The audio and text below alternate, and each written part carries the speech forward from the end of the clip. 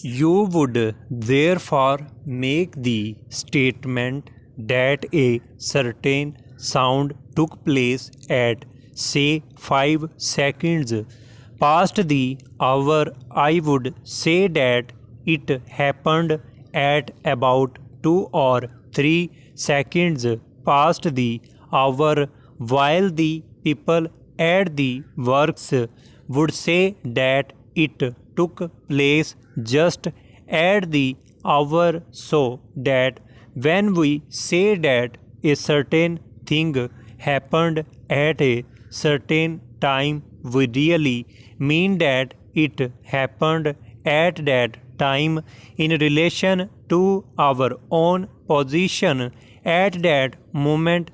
The relation of time to distance and the relation of immediate time to time as a whole are subjects in which people grow more and more interested.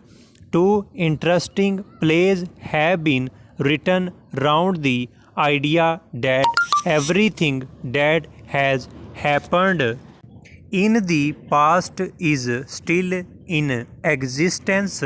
The point made by the plays being that a person who has a certain special sense highly developed can go back into the past and experience old and past events.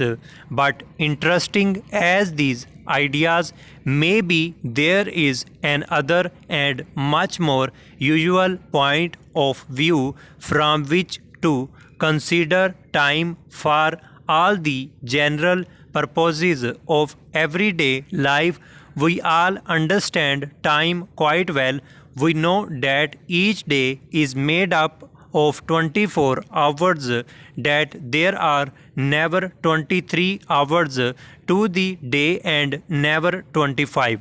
We know that the little hands marking the passing of the minutes and hours move on and on at their even rate, and that although they work in our service, they work without any regard to our personal and special interests.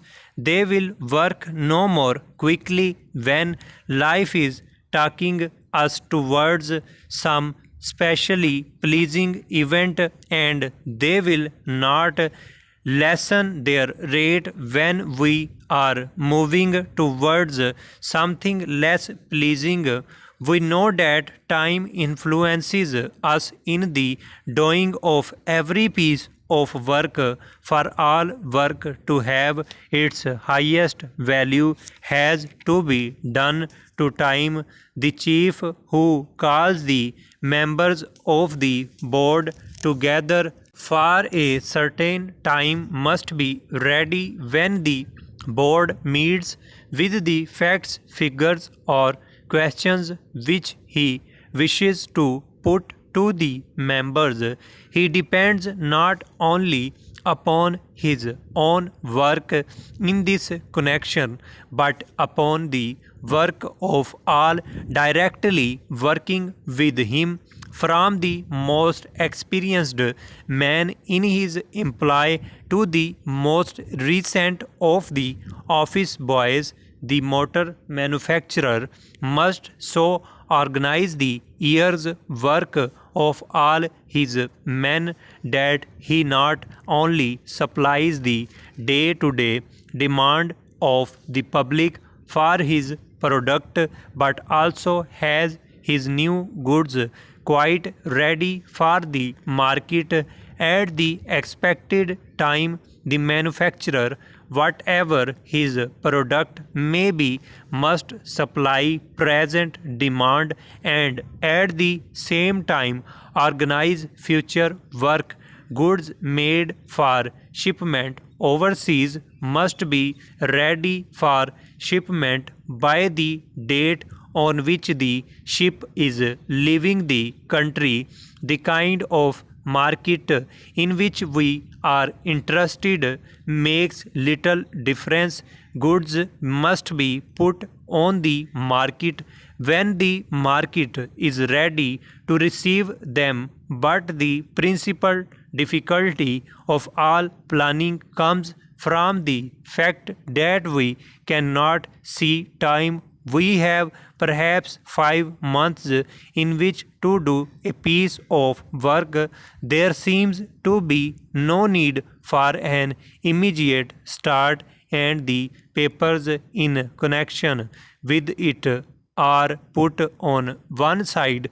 When the papers again see the light of day, we find possibly that we need information from another person, but to the second man, this piece of work is something just received, and he in his turn sits on it for a little while, only to find when he looks seriously at the work that it requires the attention of a third party, and valuable days pass until we find that the work is either put through to time as a result of much work and running about on the part of everyone interested, or it is not put